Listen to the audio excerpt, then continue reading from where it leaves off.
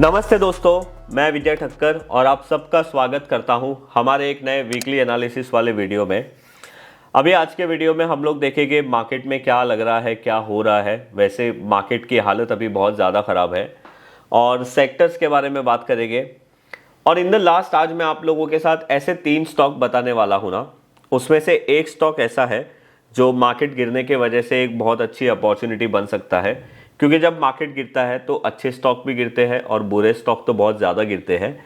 But मेरे हिसाब से ये वो स्टॉक है जो मार्केट गिरने के टाइम पे हमें ध्यान देना चाहिए। और 2 ऐसे स्टॉक शेयर करूंगा जो आपके सामने एक एग्जाम्पल की तरीके से आपको देखने चाहिए कि ऐसे खराब मार्केट में भी कहीं ना कहीं स्ट्रेंथ होती है और उसे हमें कैसे देखना चाहिए, वो उस चीज़ के बारे में। तो चलो फिलहाल मार्केट के बारे में बात करते हैं। तो देखो, अभी लास्ट वीक हम लोग ने देखा कि जो मार्केट की शुरुआत है ना, वो वीकनेस से हुई थी। बिकॉज आईटी सेक्टर के रिलेटेड एक न्यूज़ आई थी, वीज़ा रिलेटेड, H1B वीज़ा के रिलेटेड, और वो न्यूज़ बहुत ज़्यादा ख़राब थी। तो मंडे मार्केट में एक आईटी में प्रेशर आया था और उसके बाद मार्केट का सेंटिमेंट ख़राब ही था पूरे वीक। और लास्ट डे मार्केट में जो पैनिक आया है, पैनिक तो नहीं बोल सकते, जो सेल ऑफ आया है वो आया है फार्मा टैरिफ के रिलेटेड। अभी मार्केट में एक नया इंडिकेटर आ गया है जिसे बहुत सारे लोग ट्रम्प इंडिकेटर बोलते हैं। बट देखो, ये बहुत ही ज़्यादा सीरियस है अभी, क्योंकि कभी भी कुछ भी हो रहा है। मतलब आप देखोगे दूसरे दिन तो कुछ और, कोई और सेक्टर के ऊपर टैरिफ आ रहा है, कभी कोई और सेक्टर के ऊपर टैरिफ आ रहा है।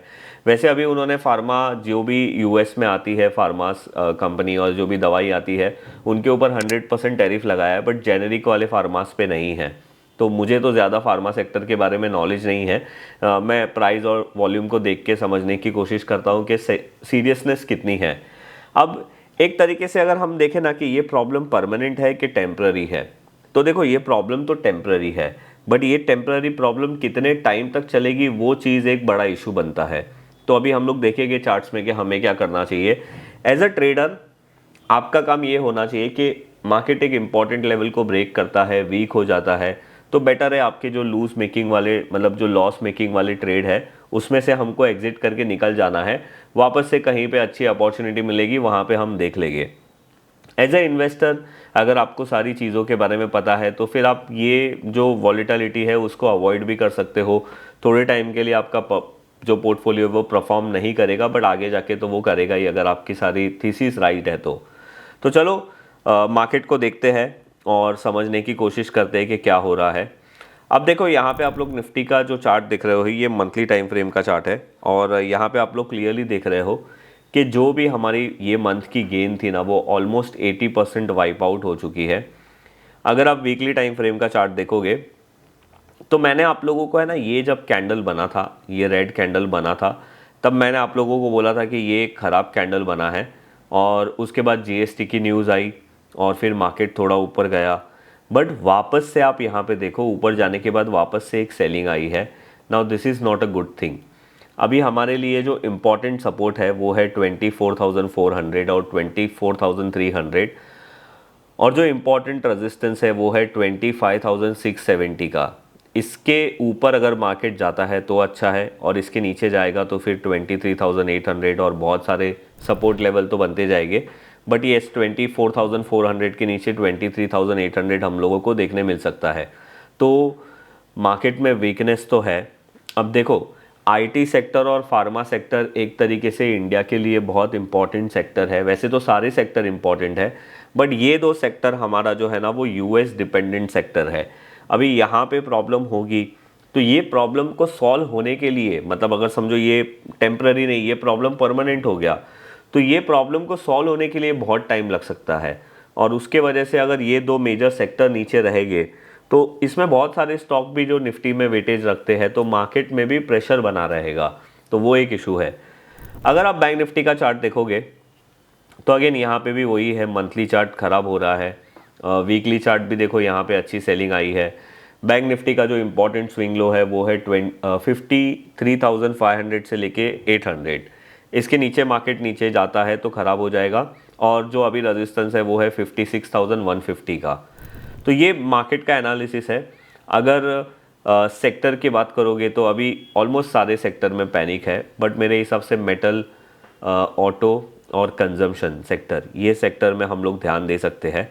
अगर हम लोग लास्ट वीक में कौन से सेक्टर ने कितना परफॉर्म किया वो देखें, तो आप यहाँ पे देखो किसी भी सेक्टर ने परफॉर्म तो नहीं किया है, बट आप बोल सकते हो कि मेटल कम गिरा है, सीपीएससी कम गिरा है, oil and gas commodity sector कम गिरे हैं। अगर हम लोग यहाँ पे देखें, सबसे ज़्यादा आईटी सेक्टर में प्रेशर आया है, फिर रियलिटी है, स्मॉल कैप है, और ऑब्वियसली फार्मा में भी आया, हेल्थ केयर में भी आया। तो ये तो अपना सारा सेक्टर की बात हो गई। अब अगर हम लोग बात करें एफआईआईस की डेटा की, तो देखो लास्ट वीक में जो एक चीज़ मैं आप लोगों को हमेशा से बोलता हूँ, अगर आपको मार्केट में प्रॉपर समझना है कि मार्केट का मूड क्या है, तो एफआईआईस के नंबर को ट्रैक करो। और लास्ट वीक में आप देखोगे ना, तो एफआईआईस की सेलिंग एवरी डे बढ़ती गई है, and this is not a good thing. ये एक ख़राब चीज़ है। जब तक यहाँ पे अच्छी बाइंग नहीं आएगी, हमारे लिए अच्छी बात नहीं है। डॉलर इंडेक्स 98.20 के पास है, क्रूड ऑयल $65 के आसपास है, यूएसडी आईएनआर 88.63 के आसपास है। तो मैं बोलूँगा बाकी सारी चीज़ें तो ठीक है, बट जो एफआईआईस की सेलिंग है उसके ऊपर हमें ध्यान देना चाहिए। ये एक बहुत ही सीरियस इशू है, क्योंकि यहाँ पे एफआईआईस की सेलिंग बढ़ रही है और वो अच्छी एक बात नहीं है। अब देखो आज के जो हमारे स्टॉक है ना, मैंने आपको पहले ही बोला कि एक स्टॉक ऐसा है जिसने कुछ टाइम पहले अच्छा ब्रेकआउट दिया था, यहाँ पे हम लोगों को ध्यान देना चाहिए। वो स्टॉक का नाम है नायका लिमिटेड। अब देखो ये स्टॉक के बारे में मैंने आपसे शायद 4-5 हफ्ते पहले भी बात किया था, और तभी मैंने आपको बताया था कि ये स्टॉक यहाँ पे 220 पे ब्रेकआउट कर रहा था। और इसका लॉजिक ये है कि भाई 2021 में इसका आईपीओ आया था, फिर ऑलमोस्ट 70% ये गिर गया था। अब यहाँ पे कंसोलिडेट करने के बाद फाइनली ये स्टॉक ने ब्रेकआउट दिया है, और 4-5 हफ्ते पहले की बात है। आप यहाँ पे देखो इसका ब्रेकआउट भी अच्छा था, उसके बाद इसने अच्छा मोमेंटम भी दिया था, बट मार्केट की प्रॉब्लम की वजह से ये स्टॉक नीचे आया है। तो अगेन अगर ये वापस से अपने प्रीवियस ब्रेकआउट वाले लेवल पे, विच विल मतलब पहले के resistance level, now it will work as a resist support, अगर यहाँ पे आता है तो it's a good thing to see. और अगर ये स्टॉक ने अपना स्विंग लो ब्रेक कर दिया विच इज़ 200, तो ये ख़राब होगा। और आप अगर इसका लॉन्ग टर्म चार्ट देखोगे, एक ओवरव्यू देखने की कोशिश करोगे, तो ये स्टॉक पहले डाउन ट्रेंड में था, फिर साइडवेज में गया है और अभी अप ट्रेंड में आया है। तो मेरे हिसाब से ऐसे पैनिक वाले मार्केट में यहाँ पे अपॉर्चुनिटी हमें देखनी चाहिए। आज का जो हमारा दूसरा स्टॉक है, ये बेसिकली आप लोगों के सामने एक परफेक्ट एग्जांपल है कि वीक मार्केट में भी कोई स्टॉक अच्छा ब्रेकआउट करते हैं। इनफैक्ट इसने एक दिन तो अपर सर्किट भी मारा था। ये स्टॉक का नाम है टीवीएस इलेक्ट्रॉनिक लिमिटेड। आप यहाँ पे देखो ये स्टॉक का जो हाई है ना, ये बना था 2017-2018 में। उसके बाद ये स्टॉक ने यहाँ पे अटेम्प्ट किया जून मंथ में, पर फाइनली यहाँ पे ब्रेकआउट हुआ है ये लास्ट वीक में। और अगर मैं जूम करूँ इसको, तो आप ध्यान से यहाँ पे देखो कि ये स्टॉक में प्राइस वाइज भी अच्छा ब्रेकआउट हुआ है और वॉल्यूम वाइज भी अच्छा ब्रेकआउट हुआ है। तो this is good thing. In fact जब यहाँ पे इसने ब्रेकआउट अटेम्प्ट किया था तब भी वॉल्यूम हुआ था। तो यहाँ पे ये प्रूव करता है कि जब भी ये ब्रेकआउट के लिए अटेम्प्ट कर रहा है तो अच्छे वॉल्यूम के साथ कर रहा है। और अगर आप मंथली चार्ट देखोगे तो आप लोगों को और क्लियरली दिखेगा।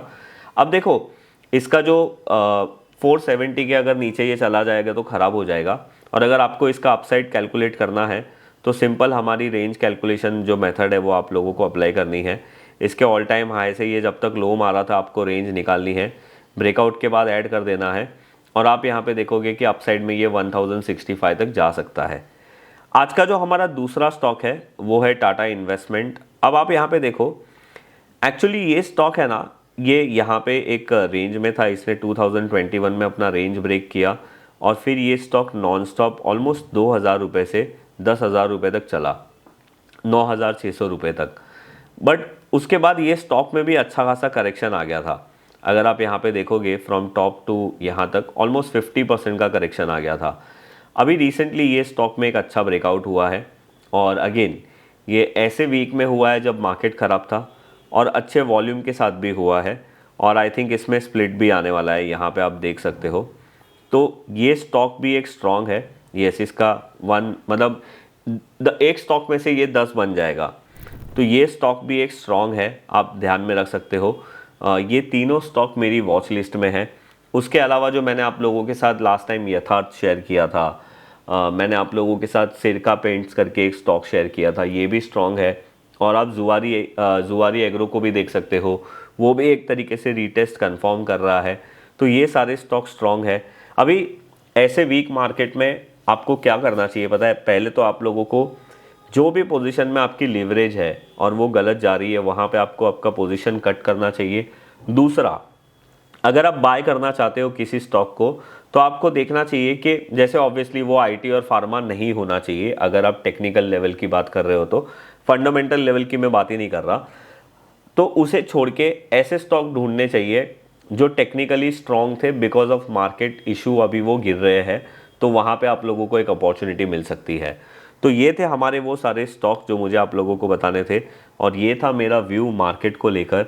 अब अगर आज का ये वीडियो आप लोगों को अच्छा लगा है तो आप लाइक ज़रूर करना, और अगर आपको लगता है कि मैंने जो भी स्टॉक बताए थे उससे बेटर और कोई अपॉर्चुनिटी हो सकती है वहाँ पे, तो आप मुझे नीचे कमेंट्स करके ज़रूर बताइए, मैं ज़रूर उसको देखूंगा। और अगर आपने हमारे चैनल को सब्सक्राइब नहीं किया है तो सब्सक्राइब ज़रूर करिए। हमारा डेटा बोलता है कि बहुत सारे लोग हमारा, मतलब 60% से भी ज़्यादा लोग हमारा चैनल देखते तो है बट सब्सक्राइब नहीं करके रखा है। तो आप लोगों से रिक्वेस्ट है, सब्सक्राइब ज़रूर करिए। मैं मिलूँगा आप लोगों को ऐसे ही कोई नेक्स्ट वीडियो में, तब तक के लिए बाय बाय।